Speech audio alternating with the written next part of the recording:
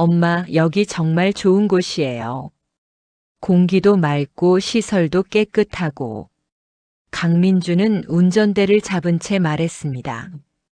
뒷좌석 거울로 어머니를 보니 어머니는 창밖만 바라보고 있었어요. 아무 말도 하지 않았고 표정도 읽을 수 없었습니다. 조수석에 앉은 아내가 고개를 돌려 시어머니를 힐끗 쳐다보고는 다시 앞을 보며 입꼬리에 미세한 미소를 띄웠어요. 드디어 목적지에 도착했어요. 낡은 건물이 보였는데 사랑요양원이라는 간판이 삐뚤어져 있고 페인트가 벗겨진 외벽과 깨진 유리창 하나가 눈에 들어왔으며 주차장엔 잡초가 무성하게 자라고 있었습니다. 강민주는 차를 세우고 엔진을 껐어요. 엄마, 다 왔어요. 김순자는 천천히 고개를 들어 건물을 오래 바라봤지만 아무 말도 하지 않았어요. 아내가 먼저 차에서 내렸는데 하이힐 굽이 흙바닥에 박히자 인상을 찌푸리며 트렁크를 열었습니다. 강민준도 내려서 뒷문을 열고 어머니를 도왔어요. 김순자는 천천히 차에서 내렸습니다. 요양원 문이 열리며 중년 남자가 나왔는데 원장이었어요. 그는 강민준에게 고개를 끄덕이며 인사했습니다. 어서 오세요. 연락 받았습니다. 네, 수고하십니다. 강민준은 두둑한 봉투 하나를 건넸고 원장이 그것을 받아 주머니에 넣으며 빙긋 웃었어요. 어르신, 이쪽으로 오세요.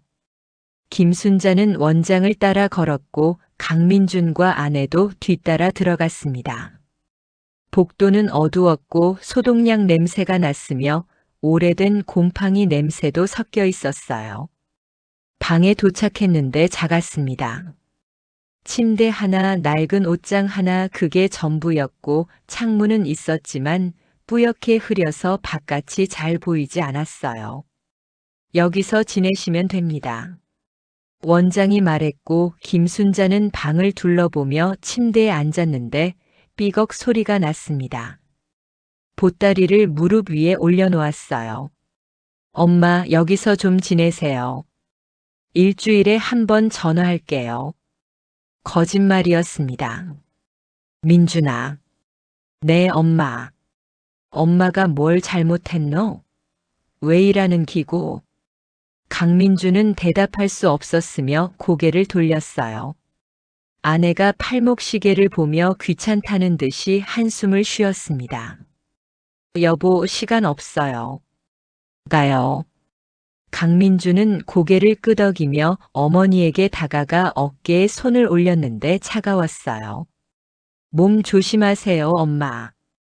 김순자는 아무 말도 하지 않고 그저 아들을 바라봤습니다.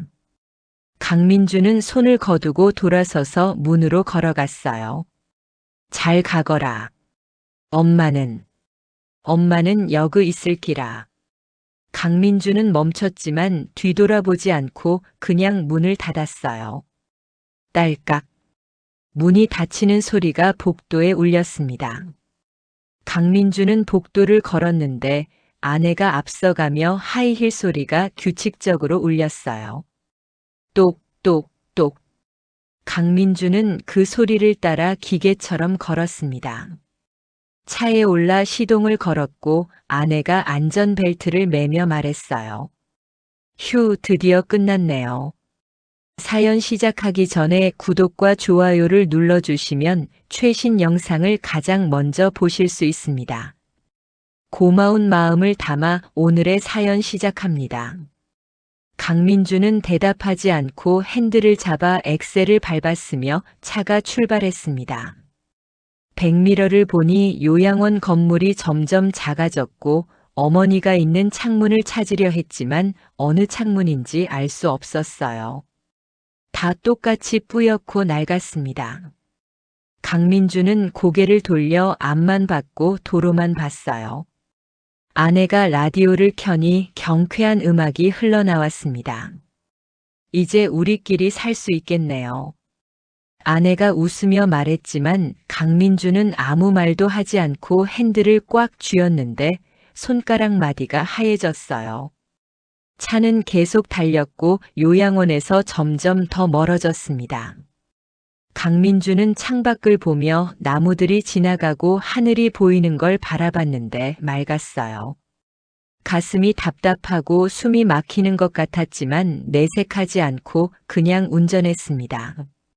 계속 운전했어요. 1시간이 지나 도심에 접어들었고 빌딩들이 보였으며 사람들이 걷고 있었습니다. 일상이었어요. 평범한 일상. 강민준의 휴대폰이 울렸는데 비서가 회의 시간을 알려주는 전화였고 강민준은 짧게 알겠다고 대답하며 전화를 끊었습니다. 이제 다 끝났어요. 어머니는 요양원에 있고 강민준은 일상으로 돌아왔는데 아무 일도 없었던 것처럼 보였지만 가슴 한구석이 무거웠습니다. 돌덩이가 박힌 것처럼. 그날 저녁 강민주는 회사에서 서류를 보고 있었지만 집중이 안 됐어요. 자꾸 어머니 얼굴이 떠올랐습니다. 민준아, 엄마가 뭘 잘못했노? 그 목소리가 귓가에 맴돌았고 강민주는 눈을 감으며 고개를 저었어요. 생각하지 말아야 했습니다. 바로 그때 비서가 급하게 문을 열고 들어왔는데 얼굴이 창백했어요. 회장님, 큰일 났습니다. 강민주는 고개를 들었고 비서가 손을 떨며 서류를 내밀었습니다. 최대 주주가 보유 주식 51%를 매각하겠다고 통보했습니다. 강민주는 얼어붙었어요. 서류를 받아들어 읽었고 다시 읽었으며 손에서 서류가 떨어졌습니다. 이게 무슨 소리야? 최대 주주가 누군데? 비서가 떨리는 목소리로 대답했습니다. 김순자 여사입니다. 강민준의 머릿속이 하얘졌고 심장이 멈춘 것 같았어요. 뭐라고? 김순자 여사. 회장님의 어머니십니다. 강민준은 의자에서 벌떡 일어나 비틀거리며 책상을 잡았어요. 그게 무슨... 엄마가 주주라고. 네. 지분 51%를 보유하고 계십니다. 30년 전부터요. 강민주는 숨을 쉴 수 없었고 현기증이 나며 무릎에 힘이 풀렸습니다. 내일 긴급 주주총회가 소집됐습니다. 김순자 여사께서 직접 참석하신다고 합니다. 강민주는 창밖을 봤어요. 서울 야경이 펼쳐져 있었고 반짝이는 불빛들이 보였지만 아무것도 보이지 않았습니다. 어머니의 얼굴만 보였어요. 대체 어떻게 된 일일까요? 어머니가 어떻게 최대 주주가 된 걸까요? 그리고 지금 어머니는 어디에 계신 걸까요? 3개월 전으로 돌아갑니다. 강민주는 출근 준비를 하고 있었어요. 거울 앞에 서서 넥타이를 매고 있었는데 손놀림이 능숙했고 매일 아침 반복하는 일이었으며 5년째 같은 루틴이었습니다. 거실에서 소리가 들렸어요. 시골 사투리가 섞인 목소리였는데 어머니 김순자가 로봇 청소기 앞에 쪼그리고 앉아 있었고 청소기가 벽에 부딪히며 방향을 바꾸고 있었습니다. 며느리, 이게 뭐고? 이 기계가 왜 이리 삐빽거리노? 김순자의 목소리가 신기함으로 가득했습니다. 아내가 부엌에서 나오며 커피잔을 손에 들고 있었는데 얼굴에는 피곤함이 역력했어요. 어머님, 그거 자동으로 청소하는 거예요. 건드리시지 않아도 돼요. 아내의 목소리는 부드러웠지만 어딘가 지친 느낌이 있었습니다. 김순자는 고개를 들어 며느리를 보며 미안하다는 표정을 지었어요. 아이고, 그랬구나. 요즘 세상은 참 신기한 것도 많네. 김순자는 일어서며 무릎을 툭툭 털었는데 낡은 면바지에 묻은 먼지를 털어냈어요. 강민준이 거실로 나왔습니다. 엄마 아침 드셨어요? 그래. 먹었다. 너는 밥 먹고 가거라. 시간 없어요. 회사 가야 해서. 강민주는 시계를 보며 서둘렀고 아내가 커피를 건넸으며 한 모금 마셨어요. 어머님, 오늘 미용실 예약했어요. 이시에요. 아내가 말했습니다. 김순자는 잠시 망설이다가 대답했어요. 아이고, 그런데 갈 필요 있겠노? 집에서 그냥 있으면 안 되겠노? 아내의 표정이 약간 굳어졌고 강민주는 그 분위기를 알아챘습니다. 엄마 가세요. 머리도 다듬고 오시면 좋잖아요.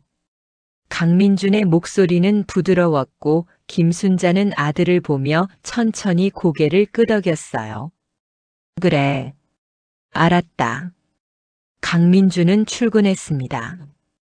회사로 가는 차 안에서 생각에 잠겼는데 어머니가 서울로 올라온 지 6개월이 됐고 아버지가 돌아가시고 혼자 시골에 계시는 게 걱정돼서 모셔왔었습니다. 처음 2달은 좋았어요. 어머니와 함께 식사하고 이야기 나누며 어릴 적 추억도 떠올렸는데 따뜻한 시간들이었습니다. 하지만 시간이 지나며 조금씩 달라졌어요. 아내가 불편한 기색을 보이기 시작했고 친구들을 집에 부르는 횟수가 줄었으며 SNS에도 집 사진을 올리지 않았습니다. 강민준도 그걸 느꼈지만 대수롭지 않게 생각했어요. 저녁에 회사에서 아내에게 전화가 왔습니다. 오늘 중요한 손님이 온다는 걸 잊지 말라고 했고 최 이사라는 비즈니스 파트너가 집에서 저녁을 먹고 싶어 한다고 했어요. 중요한 계약이 걸려 있었습니다. 그런데 여보, 어머님 말인데요. 아내의 목소리가 조심스러워졌습니다. 오늘만이라도 방에서 주무시게 할 수 없을까요? 손님 앞에서 혹시라도 실수하시면. 걱정돼서요. 강민주는 잠시 망설였습니다. 가슴이 불편했지만 중요한 계약이었어요. 알았어. 내가 말씀드릴게. 전화를 끊고 한참을 앉아 있었습니다. 책상 앞에 어머니 사진이 있었는데 젊은 시절 사진이었고 환하게 웃으며 강민준을 안고 있는 모습이었어요. 강민주는 그 사진을 보며 미안한 마음이 들었습니다. 저녁 6시 강민주는 집에 도착했어요. 아내가 분주하게 음식을 준비하고 있었고 거실은 깨끗하게 정리돼 있었으며 긴장한 기색이 역력했습니다. 강민주는 어머니 방으로 가서 노크를 했어요. 들어가니 김순자가 창가에 앉아 바깥을 보고 있었는데 석양이 그녀의 얼굴을 비추고 있었습니다. 엄마, 오늘 중요한 손님이 와요. 김순자가 돌아보며 대답했습니다. 그래? 그럼 내가 뭐 준비할까? 손님상 차리는 거 도와줄까? 강민주는 망설였습니다. 말이 나오지 않았고 입술이 바짝 말랐어요. 아니요, 그게. 엄마, 오늘은 방에서 편히 쉬세요. 저희가 다 할게요. 김순자는 아들을 오래 봤습니다. 무언가를 읽어내는 듯한 눈빛이었어요. 내가 민망하니? 내가 너한테 창피한 엄마가? 김순자의 목소리는 부드러웠지만 슬픔이 묻어 있었습니다. 강민주는 고개를 저으며 부정했어요. 아니에요, 엄마. 그게 아니라 피곤하시잖아요. 아들아, 괜찮다. 엄마가 방에 있을 기라. 너 일 잘 되어야지. 김순자가 말했고 강민주는 고개를 숙였습니다. 미안했지만 안도감도 들었고 그런 자신이 비겁하게 느껴졌어요. 7시 손님이 도착했습니다. 최 이사는 50대 중반의 점잖은 남자였고 강민준과 악수를 나누며 집이 좋다고 칭찬했어요. 아내가 웃으며 손님을 맞이했고 거실 소파로 안내하며 와인을 따랐습니다. 최 이사가 강민준의 어머니는 안 계시냐고 물었고 강민준은 잠시 멈칫하다가 지금 편찮으셔서 쉬고 계신다고 거짓말을 했어요. 최 이사는 이해한다는 듯 고개를 끄덕이며 몸조리 잘하시라고 전해달라고 했습니다. 식사가 시작됐어요. 아내가 정성껏 준비한 음식들이 나왔고 대화가 이어졌습니다. 계약 이야기, 회사 전망, 앞으로의 계획들을 논의했는데 분위기가 좋았어요. 강민주는 조금 긴장이 풀렸습니다. 바로 그때였어요. 어머니 방문이 열리는 소리가 들렸습니다.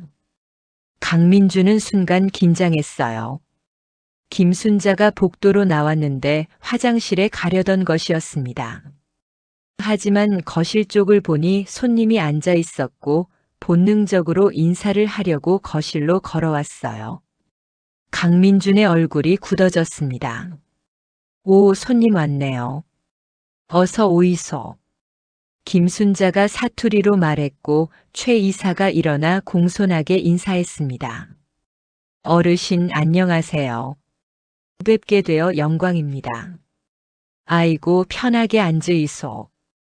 우리 아들 회사 일로 오셨나 아입니까? 김순자는 웃으며 말했어요. 강민주는 어머니를 봤는데 어떻게 해야 할지 몰랐습니다. 우리 아들 잘 부탁드립니다. 어릴 때부터 착한 애인디. 엄마. 강민준의 목소리가 나왔습니다. 평소보다 약간 날카로웠어요. 피곤하시죠? 들어가서 쉬세요. 김순자는 아들을 봤습니다. 강민준의 얼굴에 당황함이 있었고 눈빛이 흔들리고 있었어요. 아, 그래. 그럼 난 들어갈 기라. 손님 맛있게 드이소. 김순자는 천천히 일어나 방으로 돌아갔는데 걸음이 느렸고 어깨가 약간 처져 있었습니다. 문이 닫혔어요. 죄송합니다. 어머니가 요즘 몸이 좀 안 좋으셔서. 강민준이 사과했고 최 이사는 손을 흔들며 괜찮다고 했습니다. 어르신 모시는 게 쉽지 않다며 이해한다는 표정을 지었어요. 식사는 무사히 끝났고 최 이사가 돌아갔습니다. 현관문이 닫히자 아내가 한숨을 쉬었어요. 휴, 다행이에요. 처음엔 어떡하나 했네요. 아내의 목소리에는 안도감이 섞여 있었습니다. 다음부턴 좀 더 조심해야겠어요. 중요한 손님 올 땐 확실하게. 강민주는 아무 말도 하지 않았습니다. 어머니 방 쪽을 봤는데 불빛이 보였고 어머니가 혼자 앉아 계실 거라는 생각이 들었어요. 그날 밤 강민주는 잠자리에 누웠지만 잠이 오지 않았습니다. 어머니의 얼굴이 떠올랐고 목소리가 들렸어요. 내가 너한테 창피한 엄마가. 가슴이 답답했습니다. 며칠이 지났어요. 비슷한 일들이 반복됐습니다. 아내의 친구들이 집에 왔을 때 어머니는 방에 계셨고 강민준의 회사 동료들이 왔을 때도 어머니는 나오지 않았어요. 어머니가 스스로 그렇게 하신 건지 아니면 눈치를 보신 건지 강민준은 알 수 없었습니다. 그러던 어느 날 저녁이었어요. 강민준이 퇴근하니 아내가 소파에 앉아 있었는데 눈가가 붉었습니다. 왜 그래? 무슨 일 있어? 강민준이 다가가 물었습니다. 아내가 고개를 들었어요. 오늘 친구들이 왔었어요. 그런데 어머님이 나오셔서 우리 결혼 전 이야기를 하시는 거예요. 사투리로. 아내의 목소리가 떨렸습니다. 친구들이 이상하게 쳐다봤어요. 나중에 카톡방에서도 얘기가 나왔고 너무 창피했어요. 아내는 강민준을 봤습니다. 여보, 이렇게 계속 살 수는 없어요. 어머님도 불편하실 거고 우리도 힘들고.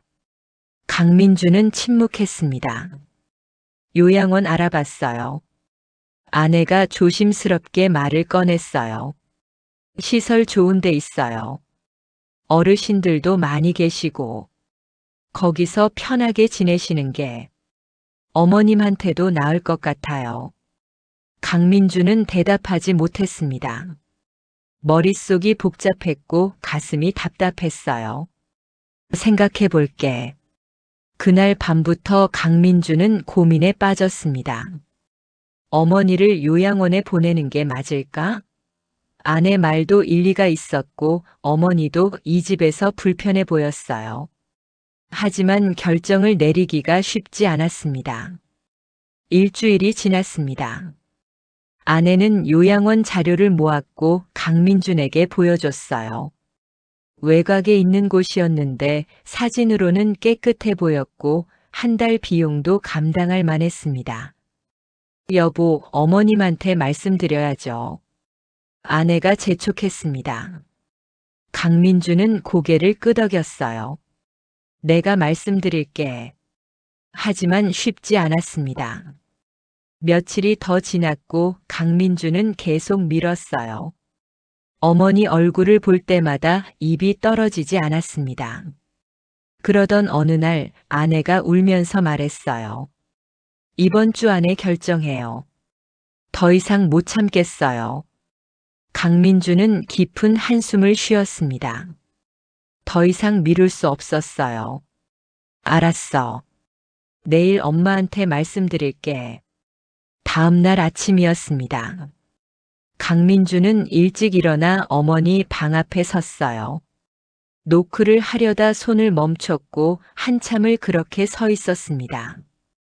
심호흡을 하고 문을 두드렸어요. 엄마, 나예요. 들어오너라. 김순자의 목소리는 평소와 같았습니다. 강민준이 들어가니 어머니는 이미 옷을 갈아입고 침대에 앉아 있었어요. 작은 보따리가 옆에 놓여 있었습니다. 엄마, 할 말이 있어요. 강민주는 어머니 앞에 앉았습니다. 김순자가 아들을 조용히 봤어요. 엄마, 요양원이라고 아세요? 김순자는 고개를 끄덕였습니다. 그래, 안다. 늙은이들 가는 데제. 강민주는 입술을 깨물었어요. 시설 좋은 데가 있어요. 공기도 맑고 어르신들도 많이 계시고 거기서 지내시는 게 어떨까 해서요. 김순자는 아들을 오래 봤습니다. 표정은 변하지 않았고 놀란 기색도 없었어요. 그래, 그럼 가야지. 언제 가노? 김순자의 목소리는 담담했는데 원망도 없었고 분노도 없었으며 그저 담담하게 받아들이는 것 같았습니다. 그게 강민준을 더 괴롭게 만들었어요. 모레 모시려고요. 그래, 알았다. 짐은 많이 안 챙겨도 되지? 김순자는 보따리를 쓰다듬었습니다. 낡은 헝겊 보따리였는데 오래된 것이었고 여기저기 기운 자국이 있었어요. 이거만 챙기면 되겠지? 강민주는 대답하지 못했습니다. 목이 메었고 눈시울이 뜨거워졌어요. 엄마, 미안해요. 미안할 거 없다. 내 형편이 그런 기제. 엄마가 이해한다. 김순자의 말에 강민준의 가슴이 더 아팠습니다. 이틀이 지났습니다. 강민준은 어머니를 모시고 차에 탔고 아내도 함께 탔어요. 김순자는 뒷좌석에 앉아 창밖을 바라보며 아무 말도 하지 않았습니다. 차는 서울을 벗어나 외곽으로 향했어요. 도로가 점점 좁아졌고 건물들이 사라지며 나무들이 나타났습니다. 1시간이 지났고 2시간이 지났으며 3시간째 달리고 있었어요. 아내가 내비게이션을 보며 말했습니다. 거의 다 왔어요. 강민주는 고개를 끄덕였고 백미러로 어머니를 봤습니다. 김순자는 여전히 창밖만 보고 있었어요. 포장도로가 끝나고 비포장길이 시작됐습니다. 차가 덜컹거렸고 먼지가 피어올랐어요. 주변에는 아무것도 없었는데 나무와 풀만 무성했습니다. 드디어 요양원이 보였어요. 낡은 건물이었고 간판이 삐뚤어져 있었으며 외벽 페인트가 벗겨져 있었습니다. 강민주는 차를 세웠고 엔진을 껐어요. 엄마, 다 왔어요. 김순자는 천천히 고개를 들어 건물을 봤습니다. 오래 봤어요. 표정은 읽을 수 없었습니다. 세 사람은 차에서 내렸고 원장이 나와서 맞이했어요. 강민주는 어머니의 보따리를 들고 안으로 들어갔습니다. 복도는 어두웠고 소독약 냄새가 났으며 곰팡이 냄새도 섞여 있었어요. 방에 도착했는데 작고 낡았으며 침대와 옷장만 덩그러니 있었습니다. 김순자는 방을 둘러보고 침대에 앉았어요. 보따리를 무릎에 올려놓았습니다. 엄마, 여기서 좀 지내세요. 일주일에 한 번 전화할게요. 강민준이 말했지만 목소리가 떨렸어요. 김순자는 아들을 받고 오래 봤습니다. 민준아, 엄마가 뭘 잘못했노? 왜 일하는 기고? 강민준은 숨이 멎었습니다. 대답할 수 없었고 고개를 돌렸어요. 아내가 시계를 보며 재촉했습니다. 여보, 시간 없어요. 가요. 강민주는 어머니에게 다가가 어깨에 손을 올렸습니다. 차가웠어요. 몸 조심하세요, 엄마. 잘 가거라. 엄마는 여그 있을기라. 김순자의 마지막 말이었습니다. 강민주는 방을 나왔고 복도를 걸었으며 차에 올랐어요. 시동을 걸고 출발했습니다. 백미러로 요양원을 봤는데 점점 작아졌고 사라졌어요. 강민주는 핸들을 꽉 쥐었고 아내는 라디오를 켰으며 경쾌한 음악이 흘러나왔습니다. 차는 계속 달렸어요. 강민주는 아무 생각도 하지 않으려 했지만 어머니 얼굴이 자꾸 떠올랐습니다. 1시간쯤 지났을 때였습니다. 강민준의 휴대폰이 울렸고 모르는 번호였어요. 블루투스로 받았습니다. 여보세요? 강민준 회장님이십니까? 낯선 남자 목소리였는데 차분하고 정중했지만 어딘가 차가웠어요. 네, 그런데 누구시죠? 김태준 변호사입니다. 김순자 회장님의 대리인입니다.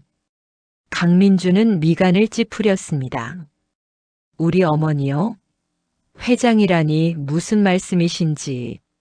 농담이 아닙니다. 김태준의 목소리는 여전히 차분했어요. 김순자 회장님은 강남구 테헤란로 520번지 소재 해성빌딩의 소유주이십니다. 강민준의 손에서 핸들이 흔들렸습니다. 아내가 놀라 남편을 봤어요. 뭐라고요? 해성빌딩. 30층 규모의 오피스 빌딩입니다. 현재 시가 500억 원 상당입니다. 강민주는 차를 길가에 세웠습니다.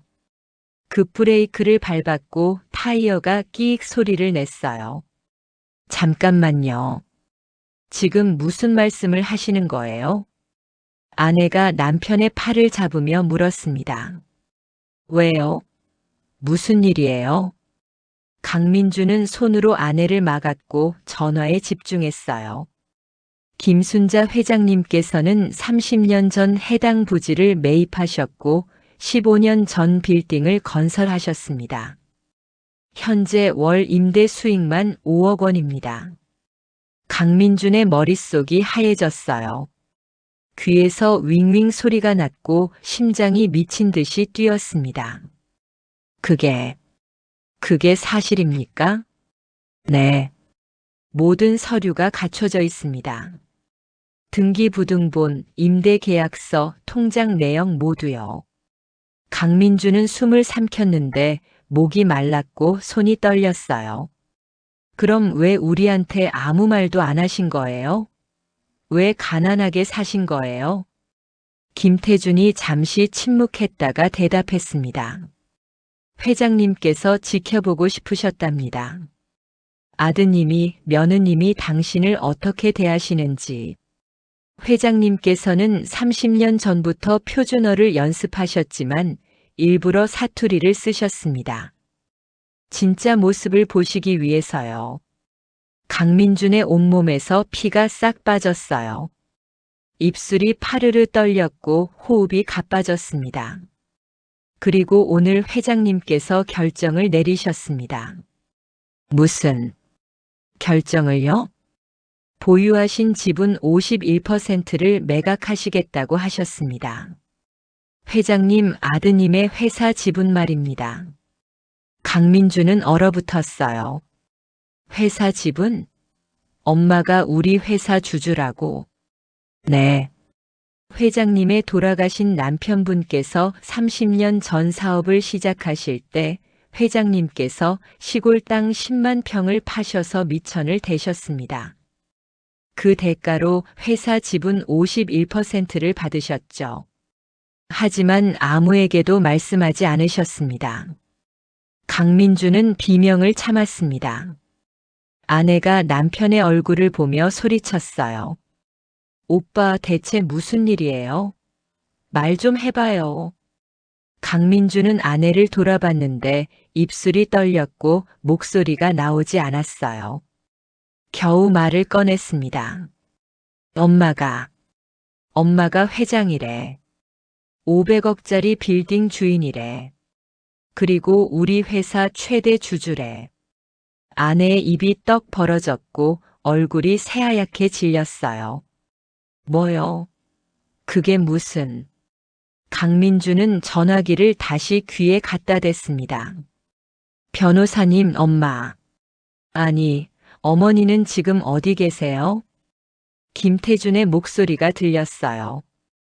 회장님께서 요양원에 도착하시자마자 제게 연락하셨습니다.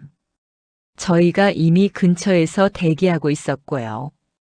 30분 전에 회장님을 모시고 나왔습니다. 강민주는 창밖을 봤어요.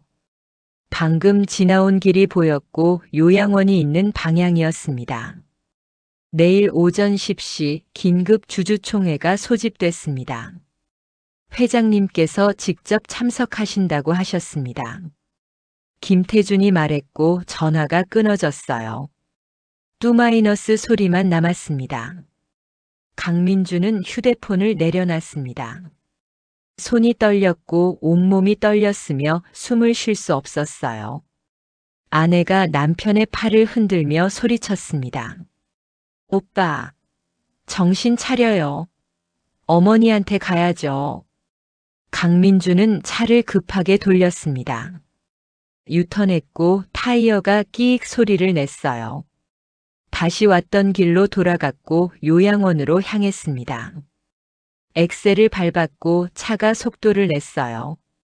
나무들이 빠르게 지나갔고 비포장길이 나타났으며 먼지가 피어올랐습니다. 머릿속이 혼란스러웠어요. 500억 회장, 최대 주주, 지분 51%, 단어들이 머릿속을 휘젓고 다녔습니다. 그리고 어머니의 얼굴이 떠올랐어요. 민준아, 엄마가 뭘 잘못했노? 그 목소리가 귓가에 맴돌았고 강민주는 핸들을 더 세게 쥐었습니다. 드디어 요양원이 보였어요. 강민주는 급브레이크를 밟았고 차가 멈췄습니다. 뛰어내려 요양원으로 달려갔어요.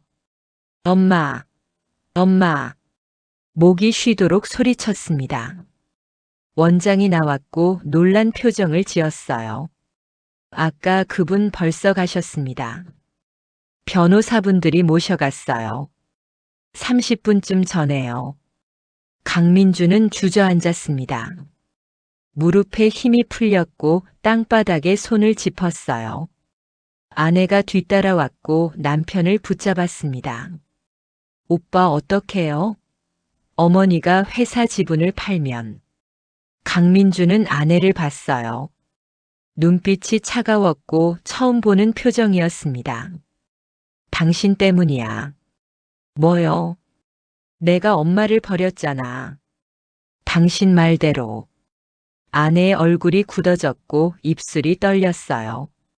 하지만 나도 몰랐잖아요. 어머니가 그렇게 몰랐다고. 그게 중요해? 강민준의 목소리가 커졌습니다. 엄마가 가난하든 부자든 그게 중요한 게 아니잖아. 우린 엄마를 버렸어. 산속에. 강민주는 일어섰고 요양원 건물을 봤어요. 낡고 초라한 건물이었는데 30분 전까지 어머니가 있던 곳이었습니다. 나는 아들도 아니었어. 강민준의 눈에서 눈물이 흘렀습니다. 처음이었어요. 결혼하고 나서 처음 우는 거였고 어머니 앞에서도 보이지 않았던 눈물이었습니다. 아내가 남편의 팔을 잡았지만 강민주는 뿌리쳤어요. 일단 집에 가요. 내일 주주총회에서 어머니 만나면 뭐 어쩔 건데? 용서해 달라고. 집은 팔지 말라고. 강민주는 아내를 똑바로 봤습니다. 엄마는 그런 거 원하지 않아. 엄마가 원했던 건. 강민주는 말을 멈췄고 고개를 떨어뜨렸어요. 그냥 아들이었는데. 진짜 아들. 바람이 불었습니다. 차가웠고 나뭇잎이 바스락거렸어요. 강민주는 그 자리에 서서 요양원을 바라봤고 아무 말도 하지 않았습니다. 강민주는 집에 돌아왔습니다. 문을 열고 들어갔는데 어두웠고 조용했으며 텅 비어 있는 것 같았어요. 소파에 주저앉았습니다. 고개를 숙였고 손으로 얼굴을 감쌌으며 숨을 쉴 수 없었어요. 엄마가 최대 주주였습니다. 51%를 보유하고 있었고 30년 동안 숨기고 계셨으며 강민주는 전혀 몰랐어요. 회사가 어머니 것이었고 건물이 어머니 것이었으며 모든 게 어머니 것이었습니다. 그런데 강민주는 어머니를 요양원에 버렸어요. 산속에 혼자. 강민주는 일어나 화장실로 갔습니다. 거울을 봤는데 자신이 보였고 낯선 사람 같았으며 역겨웠어요. 주먹으로 거울을 쳤고 금이 갔으며 피가 났습니다. 휴대폰이 울렸어요. 아내였습니다. 받지 않았고 계속 울렸으며 결국 꺼버렸어요. 그날 밤 강민주는 잠들지 못했습니다. 침대에 누워 천장을 봤고 어머니 얼굴이 떠올랐으며 목소리가 들렸어요. 민준아, 엄마가 뭘 잘못했노? 가슴이 찢어지는 것 같았습니다. 다음 날 아침 강민주는 회사에 가지 않았어요. 전화도 받지 않았고 문자도 확인하지 않았으며 그냥 집에 있었습니다. 이틀째, 사흘째, 나흘째. 강민주는 집 밖으로 나가지 않았어요. 먹지도 않았고 씻지도 않았으며 그냥 소파에 앉아 있거나 침대에 누워 있었습니다. 비서가 찾아왔지만 문을 열지 않았고 아내가 전화했지만 받지 않았으며 세상과 단절된 것 같았어요. 닷새째 되는 날 강민주는 거울을 봤습니다. 수염이 덥수룩하게 자라 있었고 눈은 충혈돼 있었으며 머리는 산발이었어요. 완전히 다른 사람 같았습니다.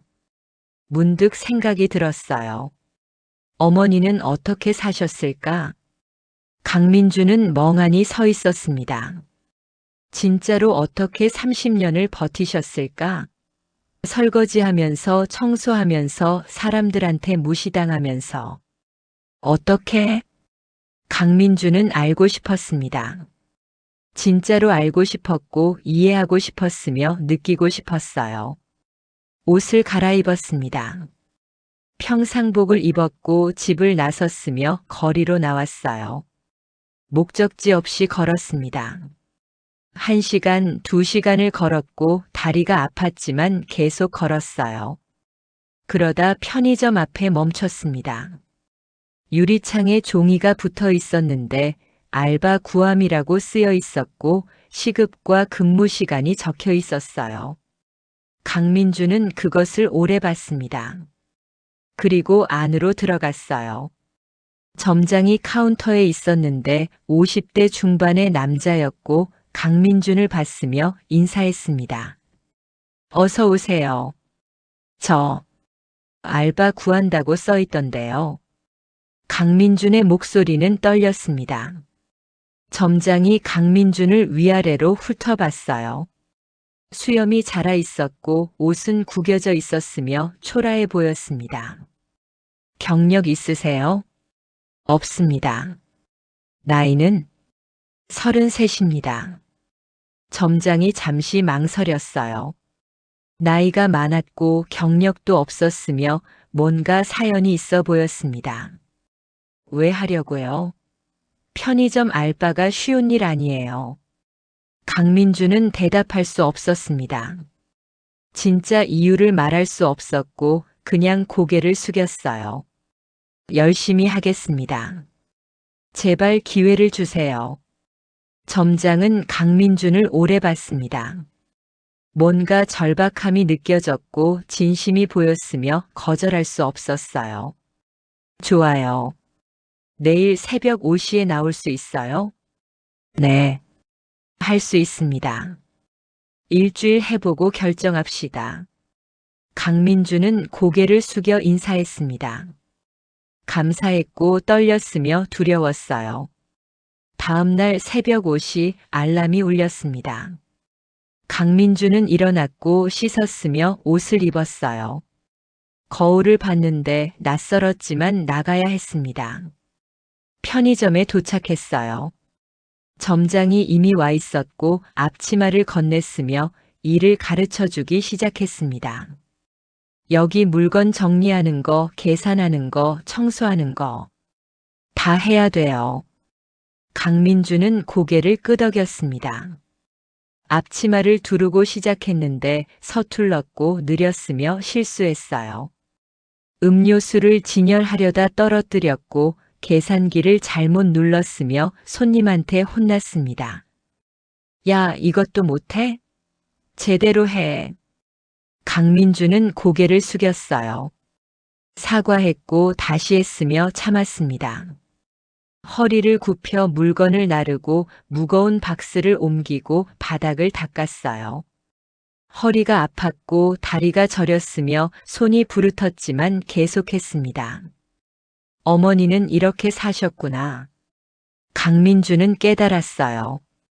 이게 어머니의 삶이었고 30년 동안 매일 이렇게 했으며 불평 한 번 없이 참으셨다는 것을. 눈물이 났습니다. 일하면서 흘렀고 닦지 않았으며 그냥 일했어요. 첫날이 끝났습니다. 저녁 10시 강민주는 앞치마를 벗었고 점장에게 인사했으며 집으로 돌아왔어요. 온몸이 아팠습니다. 발바닥이 부어 있었고 어깨가 결렸으며 손에 물집이 잡혔어요. 침대에 쓰러졌고 움직일 수 없었으며 그대로 잠들었습니다. 다음 날 새벽 5시 다시 알람이 울렸어요. 일어나기 힘들었고 몸이 움직이지 않았으며 포기하고 싶었습니다. 하지만 일어났어요. 어머니를 생각했고 어머니는 30년을 이렇게 했으며 강민주는 고작 하루밖에 안 했습니다. 편의점으로 갔습니다. 또 일했고 또 아팠으며 또 참았어요. 사흘째, 나흘째, 닷새째. 강민주는 계속 일했습니다. 손님들한테 무시당하고 욕먹고 힘들었지만 그만두지 않았어요. 점장이 물었습니다. 괜찮아요? 힘들어 보이는데. 괜찮습니다. 계속하겠습니다. 강민준의 눈빛은 확고했습니다. 일주일이 지났어요. 마지막 날 강민주는 일을 마치고 점장 앞에 섰습니다. 수고했어요. 일주일치 급여예요. 점장이 봉투를 건넸고 강민주는 받았으며 열어봤어요. 70만 원이 들어 있었습니다. 강민주는 그 돈을 오래 받습니다. 구겨진 지폐들이었고 일주일 동안 흘린 땀과 눈물의 대가였으며 어머니가 30년 동안 번 돈이었어요. 감사합니다. 강민주는 깊이 고개를 숙였습니다. 점장이 물었어요. 다음 주도 나올 거예요? 강민주는 잠시 망설였습니다. 그리고 대답했어요. 일단 볼 일이 있어서요. 다시 연락드리겠습니다. 집으로 돌아왔습니다. 봉투를 책상 위에 올려놓았고 한참을 봤으며 결심했어요. 이제 알았습니다.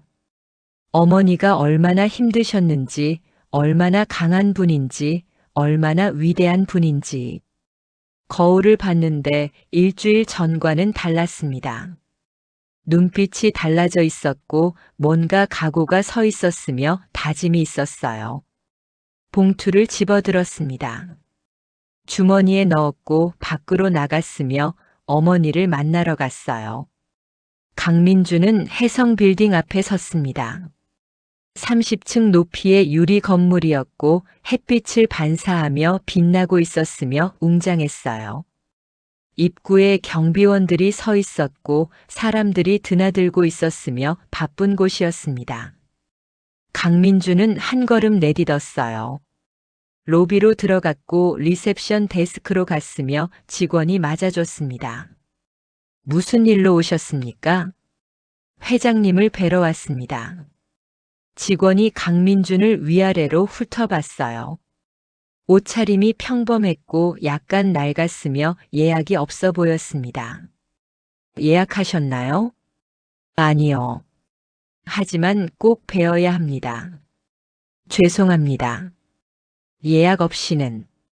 제 이름은 강민준입니다. 직원의 손이 멈췄어요. 컴퓨터를 확인했고 얼굴이 굳어졌으며 상사에게 전화를 걸었습니다. 잠시만 기다려주세요. 5분 후 비서가 내려왔습니다. 40대 중반의 여자였고 정장을 입고 있었으며 강민준을 알아봤어요. 회장님. 아니, 강민준 씨. 이쪽으로 오세요. 비서는 강민준을 엘리베이터로 안내했습니다. 올라가는 동안 아무도 말하지 않았고 침묵만 흘렀으며 숫자가 올라갔어요. 10층, 20층, 29층, 30층. 문이 열렸습니다. 넓은 복도가 나타났고 고급 카펫이 깔려 있었으며 벽에는 미술품들이 걸려 있었어요. 비서가 앞서 걸었고 강민준이 따라갔으며 큰 문 앞에 멈췄습니다. 문에는 회장실이라고 쓰여 있었어요. 비서가 노크했습니다. 회장님, 강민준 씨 오셨습니다. 들어오라 하이소. 목소리가 들렸습니다. 김순자의 목소리였는데 차가웠고 위험이 있었으며 낯설었어요. 문이 열렸습니다. 강민준이 들어갔고 비서는 밖에서 문을 닫았으며 혼자 남았어요. 회장실은 넓었습니다. 바닥부터 천장까지 이어진 유리창이 있었고 서울 전경이 내려다 보였으며 한강이 보였어요. 고급 가구들이 배치돼 있었고 현대적인 한국 미술품들이 걸려 있었으며 중앙에 큰 책상이 있었습니다. 책상 뒤에 김순자가 앉아 있었어요. 검은색 한복을 입고 있었는데 고급스러운 명주 소재였고 단정하게 차려입었으며 머리는 깔끔하게 올려 묶었습니다. 안경을 쓰고 서류를 보고 있었고 강민준을 쳐다보지 않았으며 계속 서류를 읽고 있었어요. 강민준은 문 앞에 서서 어머니를 봤습니다. 30년 동안 본 어머니가 아니었어요. 낡은 옷을 입고 허리 굽은 모습이 아니었습니다. 이 사람은 회장이었고 권력자였으며 500억 재산의 주인이었어요. 용건이 뭐고? 김순자가 물었습니다. 여전히 서류를 보고 있었고 강민준을 보지 않았으며 차가웠어요. 엄마. 강민준의 목소리가 나왔습니다. 떨렸고 작았으며 간신히 나왔어요. 김순자가 서류에서 고개를 들었습니다. 안경 너머로 강민준을 봤는데 표정이 없었고 감정이 없었으며 낯선 사람을 보는 것 같았어요. 여기서는 엄마 소리 하지 마이소. 난 김순자 회장이고 당신은 강민준 씨제. 김순자의 목소리는 차가웠고 사무적이었으며 낯선 사람을 대하는 것 같았어요. 약간의 사투리가 섞여 있었습니다. 강민준은 한 걸음 다가갔습니다. 또 한 걸음 다가갔고 책상 앞까지 왔으며 무릎을 꿇었어요. 엄마, 나한테 자식은 없다 카이. 김순자는 여전히 서류를 보고 있었고 강민준을 보지 않았으며 눈길도 주지 않았습니다. 용것만 말아이소. 강민준은 주머니에서 무언가를 꺼냈어요. 봉투였는데 얇았고 약간 구겨져 있었으며 손때가 묻어 있었습니다. 책상 위에 조심스럽게 올려놓았어요. 김순자가 그것을 봤습니다. 봉투를 집어들었고 열었으며 안을 확인했어요. 돈이었습니다. 70만 원. 이게 뭐고? 제가 일주일 동안 번 돈이에요. 김순자는 강민준을 봤어요. 처음으로 눈을 마주쳤고 강민준의 얼굴을 보았으며 수염 자국이 남아있고 피곤해 보이는 모습을 확인했습니다. 일을 했다 카노? 네. 편의점에서 아르바이트 했어요. 강민준의 목소리가 떨렸어요. 새벽 5시부터 밤 10시까지. 일주일 동안. 그렇게 벌었어요. 김순자는 돈을 내려다봤습니다. 구겨진 지폐들이었고 땀과 눈물이 배어 있는 것 같았어요. 그래서 드리고 싶었어요. 강민준은 고개를 들어 어머니를 봤습니다. 눈물이 고여 있었고 떨리고 있었으며 간절했어요. 엄마가 얼마나 힘드셨는지 이제야 알았어요. 김순자는 아무 말도 하지 않았습니다. 일주일 동안 서서 일하면서 허리 아프고 다리 아프고 손님들한테 욕먹고 강민준의 목소리가 갈라졌어요. 그제야 깨달았어요. 엄마는 30년을 이렇게 사셨구나. 아니, 이것보다 더 힘들게. 눈물이 흘렀습니다. 강민준은 닦지 않았고 그냥 흐르게 놔뒀으며 계속 말했어요. 설거지하시면서 손트고 새벽에 일어나서 일하고 사람들한테 무시당하면서도 참으셨어요. 날 위해서. 김순자의 손이 미세하게 떨렸습니다. 근데 난 엄마를 창피해했어요. 사투리 쓴다고 옷이 낡았다고. 엄마를 부끄러워했어요. 강민준은 바닥에 이마를 대며 절을 했어요. 미안해요, 엄마. 정말 미안해요. 김순자는 의자에서 일어났습니다. 창문으로 걸어갔고 밖을 내려다봤으며 등을 보이고 있었어요. 미안하다 카이 다 되는 게 아니제. 김순자의 목소리가 떨렸습니다. 처음으로 감정이 실려 있었어요. 너는 날 버렸어. 산속에. 혼자. 알아요. 알아요, 엄마. 강민준은 고개를 들었습니다. 그래서 용서받으려고 온 게 아니에요. 김순자가 돌아봤어요. 그럼 왜 왔노? 그냥 말씀드리고 싶었어요. 강민준은 일어났습니다. 김순자를 똑바로 받고 눈물을 닦았으며 떨리는 목소리로 말했어요. 제가 깨달았다는 걸. 엄마가 얼마나 대단한 분인지, 얼마나 강한 분인지, 얼마나 위대한 분인지. 김순자의 눈가가 붉어졌습니다. 그리고 제가 배우고 싶다는 걸요. 뭘? 엄마처럼 사는 법을요. 강민준은 한 걸음 다가갔어요. 힘들어도 포기하지 않고 아파도 참으면서 사랑하는 사람 위해 모든 걸 희생하는 그런 삶을요. 김순자는 돌아섰습니다. 다시 창밖을 받고 어깨가 떨리고 있었으며 손으로 눈가를 닦았어요. 너는 할 수 없을 기라. 할 수 있어요. 강민준의 목소리는 확신에 차 있었습니다. 엄마가 그렇게 사셨잖아요. 엄마 아들이면 저도 할 수 있어요. 김순자가 돌아봤어요. 눈물이 흐르고 있었고 더 이상 숨기지 않았으며 30년 동안 참았던 눈물이었습니다. 민준아. 강민준은 다가갔습니다. 어머니 앞에 섰고 손을 내밀었으며 떨리고 있었어요. 엄마, 저 이제 진짜 아들이 되고 싶어요. 김순자는 아들의 손을 봤습니다. 예전엔 부드러웠던 손인데 이제는 거칠어져 있었고 굳은 살이 박혀 있었으며 물집 자국도 있었어요. 일한 흔적이었습니다. 너 정말 변한 기가.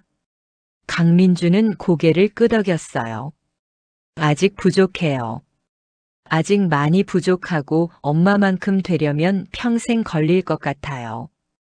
눈물이 다시 흘렀습니다. 하지만 배우고 싶어요. 엄마한테 사람답게 사는 법을. 김순자의 손이 움직였어요. 천천히 아들의 손을 잡았고 따뜻했으며 30년 만에 진짜로 손을 잡는 것 같았습니다. 민준아, 내 아들아. 김순자가 앞으로 걸어왔고 강민준을 안았으며 30년 동안 참았던 눈물을 쏟아냈어요. 강민준도 어머니를 안았고 울었으며 두 사람은 한참을 그렇게 안고 있었습니다. 창밖으로 햇살이 비쳤어요. 따뜻했고 부드러웠으며 새로운 시작 같았습니다. 한참 후 김순자가 물러났습니다. 강민준의 얼굴을 보며 손으로 눈물을 닦아줬고 웃었으며 어린 시절 그렇게 해주던 것처럼 다정했어요. 이제 뭐 할 기고? 김순자가 물었습니다. 일할 거예요. 강민준이 대답했어요. 회사? 아니요. 강민준은 고개를 저었습니다. 편의점에서요. 계속 일할 거예요. 제대로 배울 때까지. 김순자의 눈이 커졌어요. 회사는 필요 없어요. 강민준이 말했습니다. 돈도 명예도 지위도 다 필요 없어요. 그냥 엄마처럼 살고 싶어요. 김순자는 아들을 오래 봤습니다. 그리고 웃었는데 진심으로 웃었고 행복해 보였으며 30년 만에 처음 짓는 미소 같았어요. 그래. 그럼 같이 살자. 네. 여기서. 나랑 같이. 김순자가 사무실을 둘러봤어요. 너무 크지? 그럼 작은 곳 구하자. 둘이 살 수 있는. 강민주는 고개를 끄덕였습니다. 눈물이 다시 났지만 이번엔 행복한 눈물이었어요.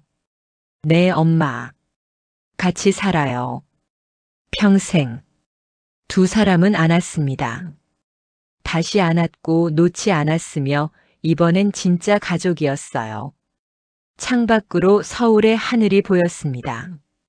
구름이 흘러가고 있었고 햇빛이 쏟아지고 있었으며 아름다웠어요. 강민준과 김순자는 그 빛 속에서 안고 있었습니다. 30년 만에 화해였고 30년 만에 진실이었으며 30년 만에 사랑이었어요. 그리고 새로운 시작이었습니다. 6개월이 지났습니다. 강민주는 매일 새벽 5시에 일어났어요. 알람이 울렸고 눈을 떴으며 침대에서 일어났습니다. 작은 원룸이었는데 방 하나에 부엌이 붙어 있었고 화장실이 딸려 있었으며 그게 전부였어요. 어머니 김순자가 부엌에서 아침을 준비하고 있었습니다. 된장찌개 끓이는 냄새가 났고 밥 짓는 소리가 들렸으며 어머니는 콧노래를 부르고 있었어요. 엄마, 제가 할게요. 강민준이 다가갔지만 김순자는 손을 저었습니다. 괜찮다. 엄마가 하는 게 더 빠르제. 강민준은 웃었어요. 세수를 하고 옷을 갈아입었는데 편의점 유니폼이었습니다. 파란색 조끼였고 이름표가 달려 있었으며 강민준이라고 쓰여 있었어요. 밥을 먹었습니다. 어머니가 지은 밥이었고 맛있었으며 어릴 적 먹던 그 맛이었어요. 강민준은 한 숟가락 한 숟가락 천천히 먹었고 감사하게 먹었으며 당연한 게 아니라는 걸 알았습니다. 잘 다녀올게요, 엄마. 그래. 조심히 다녀오너라. 김순자가 문 앞까지 따라 나왔고 강민준의 옷깃을 매만져 줬으며 등을 토닥여 줬어요. 강민준은 어머니를 안았습니다. 매일 아침 하는 일이었고 이제 습관이 됐으며 하루를 시작하는 힘이었어요. 강민준은 계단을 내려갔습니다. 엘리베이터가 없는 건물이었고 4층이었으며 숨이 찼지만 괜찮았어요. 밖으로 나가니 새벽 공기가 차갑게 얼굴을 스쳤습니다. 편의점까지 걸어갔어요. 20분 거리였고 익숙한 길이었으며 매일 걷는 길이었습니다. 편의점 문을 열고 들어갔는데 점장님이 이미 와 있었어요. 어서 와요, 민준 씨. 네, 안녕하세요. 강민준은 웃으며 인사했습니다. 앞치마를 두르고 매대를 정리하기 시작했는데 음료수를 진열하고 과자를 채우고 도시락을 냉장고에 넣었어요. 허리를 굽히고 일어서기를 반복했고 다리가 아팠지만 참았으며 어머니가 30년 동안 이렇게 했다는 걸 생각했습니다. 손님들이 들어오기 시작했어요. 출근하는 사람들이었고 커피를 사고 김밥을 사고 담배를 샀습니다. 강민준은 웃으며 맞이했는데 계산을 하고 봉투에 담아주고 인사를 했어요. 어서 오세요. 감사합니다. 좋은 하루 되세요. 매번 똑같은 말이었지만 진심이었고 정성을 담았으며 사람을 대하는 게 이런 거라는 걸 배웠습니다. 점심시간이 됐어요. 강민준은 잠깐 쉬는 시간을 가졌고 편의점 도시락을 데워 먹었으며 맛이 없었지만 감사하게 먹었습니다. 창밖을 봤는데 사람들이 지나다니고 차들이 달리고 세상이 돌아가고 있었어요. 6개월 전 일들이 떠올랐습니다. 전 회장이었고 운전기사가 있었으며 비서가 있었고 고급 레스토랑에서 식사했어요. 하지만 행복하지 않았습니다. 늘 불안했고 늘 조급했으며 무언가에 쫓기는 것 같았어요. 회사는 정리했습니다. 경영권은 전문 경영인에게 넘겼고 강민준은 이사직에서 물러났어요. 아내와는 이혼했습니다. 아내는 끝까지 이해하지 못했고 화를 냈으며 재산 분할을 요구했어요. 강민준은 절반을 주었고 조용히 집을 나왔습니다. 지금은 편의점 알바생이었습니다. 최저 시급을 받았고 좁은 원룸에 살았으며 도시락으로 끼니를 때웠어요. 하지만 행복했습니다. 마음이 평온했고 감사했으며 진짜로 살아있는 것 같았어요. 오후 내내 일했습니다. 물건을 정리하고 바닥을 닦고 화장실을 청소했는데 힘들었지만 불평하지 않았고 투덜대지 않았으면 묵묵히 했어요. 어머니가 그렇게 했으니까. 저녁 10시 일과가 끝났습니다. 강민준은 유니폼을 벗고 사복으로 갈아입었으며 점장님에게 인사했어요. 수고하셨습니다. 내일 봐요. 민준 씨도 수고했어요. 조심히 들어가요. 밖으로 나왔습니다. 어두웠고 거리에 불이 켜져 있었으며 사람들이 귀가하고 있었어요. 강민준도 집으로 향했습니다. 걷는 동안 생각했어요. 6개월 전 일들이 떠올랐는데 어머니를 요양원에 버렸던 날, 주주총회에서 무릎 꿇었던 날, 해성빌딩에서 어머니를 만났던 날이었습니다. 모든 게 꿈 같았어요. 친구들은 연락을 끊었습니다. 미쳤다고 했고 정신 차리라고 했으며 다시는 연락하지 말라고 했어요. 강민주는 괜찮았습니다. 진짜 친구가 아니었으니까. 집에 도착했어요. 4층까지 계단을 올라갔고 문을 열었으며 어머니가 기다리고 있었습니다. 왔노? 배고프제? 네, 엄마. 김순자가 저녁을 차렸어요. 김치찌개였고 계란말이가 있었으며 밥이 있었습니다. 소박했지만 따뜻했고 정성이 담겨 있었으며 최고의 식사였어요. 두 사람은 마주 앉아 밥을 먹었습니다. 이야기를 나눴는데 오늘 있었던 일들, 손님들 이야기, 재미있었던 것들을 나눴어요. 웃었고 편안했으며 행복했습니다. 식사 후 설거지를 했어요. 강민준이 했는데 처음엔 서툴렀지만 이제는 익숙했고 깨끗하게 했으며 정성껏 했습니다. 어머니가 옆에서 지켜봤는데 웃고 있었고 자랑스러워하는 것 같았어요. 민수야. 네, 엄마. 고맙다, 카이. 김순자가 말했습니다. 강민주는 설거지하던 손을 멈췄고 어머니를 봤으며 고개를 저었어요. 제가 더 고마워요, 엄마. 뭐가? 날 낳아주셔서 키워주셔서 포기하지 않으셔서. 강민준의 목소리가 떨렸어요. 그리고 다시 기회를 주셔서. 김순자는 아들에게 다가갔습니다. 등을 토닥여줬고 머리를 쓰다듬었으며 어릴 적처럼 다정했어요. 너는 원래 착한 아이였어. 잠깐 길을 잃었을 뿐이제. 강민주는 고개를 돌려 어머니를 안았습니다. 눈물이 났지만 참았고 웃었으며 행복했어요. 밤이 깊어갔습니다. 두 사람은 거실에 앉아 TV를 봤는데 오래된 TV였고 화질이 안 좋았지만 괜찮았어요. 함께 있다는 게 중요했습니다. 잘 시간이 됐어요. 강민주는 어머니를 방으로 모셨고 이불을 덮어드렸으며 인사했습니다. 잘 자요, 엄마. 그래. 너도 잘 자거라. 강민주는 자기 방으로 갔어요.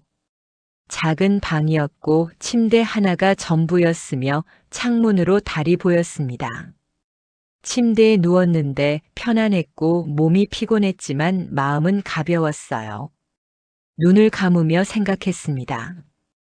6개월 전과 비교하면 모든 게 달라졌는데 회사도 정리했고 아내와도 헤어졌으며 재산도 많이 나눴어요. 하지만 얻은 게 더 많았습니다. 어머니를 얻었어요. 진짜 어머니를. 그리고 자신을 얻었습니다. 진짜 자신을. 사람다운 자신을요. 강민주는 웃었습니다. 그리고 잠들었는데 평온했고 악몽이 없었으며 편안한 잠이었어요. 다음 날 아침 다시 새벽 5시에 일어났습니다. 어머니가 아침을 준비하고 있었고 강민주는 세수를 했으며 유니폼을 입었어요. 똑같은 하루가 시작됐지만 감사했습니다. 집을 나서며 뒤돌아봤어요. 어머니가 문 앞에서 손을 흔들고 있었고 웃고 있었으며 건강해 보였습니다. 강민준도 손을 흔들었고 웃었으며 계단을 내려갔어요. 거리로 나왔습니다. 해가 떠오르고 있었고 새로운 하루가 시작되고 있었으며 사람들이 움직이고 있었어요. 강민준도 걸었습니다. 편의점으로 향했고 발걸음이 가벼웠으며 콧노래를 불렀어요. 지나가는 사람이 강민준을 봤습니다. 편의점 유니폼을 입고 있었고 평범해 보였으며 가난해 보였어요. 하지만 얼굴에는 미소가 가득했고 눈빛은 밝았으며 행복해 보였습니다. 그 사람은 알 수 없었어요. 저 남자가 6개월 전엔 회장이었다는 것, 500억 재벌가 아들이었다는 것, 모든 걸 정리하고 여기 있다는 것을요. 하지만 강민주는 상관없었습니다. 중요한 건 다른 사람의 시선이 아니었고 돈이나 명예도 아니었으며 진짜 중요한 건 하나뿐이었어요. 어머니였습니다. 어머니의 사랑이었고 어머니가 가르쳐준 삶이었으며 그걸 이어가는 것이었어요. 편의점에 도착했습니다. 문을 열고 들어갔고 점장님에게 인사했으며 일을 시작했어요. 매대를 정리하고 손님을 맞이하고 웃으며 계산했습니다. 어서 오세요. 감사합니다. 좋은 하루 되세요. 강민준의 목소리는 밝았고 진심이었으며 행복했어요. 그날 저녁 집으로 돌아가는 길이었습니다. 혜성 빌딩 앞을 지나게 됐는데 30층 높이가 하늘을 찌르고 있었고 불빛이 화려했으며 웅장했어요. 강민주는 잠시 멈춰 섰습니다. 올려다봤는데 저기 어머니의 빌딩이 있었고 500억 재산이 있었습니다. 하지만 강민주는 들어가지 않았어요. 필요 없었습니다. 어머니는 빌딩 안에 있는 게 아니었고 집에 있었으며 강민준을 기다리고 있었어요. 강민주는 돌아섰습니다. 집으로 걸어갔고 발걸음이 빨라졌으며 어머니가 보고 싶었어요. 집에 도착했고 계단을 뛰어 올라갔으며 문을 열었습니다. 엄마 왔어요. 그래, 잘 왔다. 배고프제? 김순자가 웃으며 맞아줬고 강민주는 어머니를 안았으며 행복했어요. 저녁을 먹었습니다. 소박한 식사였지만 최고였고 함께여서 행복했으며 감사했어요. 식사 후 설거지를 하며 강민주는 창밖을 봤습니다. 멀리 혜성 빌딩이 보였고 불빛이 반짝이고 있었으며 아름다웠어요. 하지만 강민주는 이곳이 더 좋았습니다. 작은 원룸이었고 낡은 부엌이었으며 초라했지만 어머니가 있었어요. 그게 전부였습니다. 그게 진짜 부자였고 진짜 행복이었으며 진짜 삶이었어요. 강민주는 웃었습니다. 그리고 설거지를 마쳤고 어머니와 함께 TV를 봤으며 평범한 저녁을 보냈어요. 평범했지만 특별했고 소박했지만 풍요로웠으며 가난했지만 행복했습니다. 왜냐하면 강민주는 이제 알았으니까요. 진짜 부자는 돈이 많은 사람이 아니라 사랑하는 사람과 함께 있는 사람이라는 것을. 진짜 성공은 높은 자리에 오르는 게 아니라 사람답게 사는 것이라는 것을. 그리고 진짜 행복은 많이 가진 게 아니라 감사할 줄 아는 것이라는 것을요. 강민주는 어머니를 봤습니다. 김순자가 TV를 보며 웃고 있었고 주름진 얼굴이었지만 아름다웠으며 세상에서 가장 소중한 사람이었어요. 엄마. 응? 사랑해요. 김순자가 아들을 봤습니다. 웃었고 손을 내밀었으며 강민준이 잡았어요. 나도 사랑한다, 아들아. 두 사람은 손을 잡고 앉아 있었습니다. TV는 계속 나오고 있었고 밤은 깊어가고 있었으며 세상은 돌아가고 있었어요. 하지만 이 작은 원룸 안에서는 시간이 멈춘 것 같았습니다. 어머니와 아들이 함께 있었고 사랑이 있었으며 행복이 있었어요. 그게 전부였습니다. 그리고 그것으로 충분했습니다. 시청해 주셔서 감사합니다. 구독과 좋아요는 사랑입니다. 감사합니다.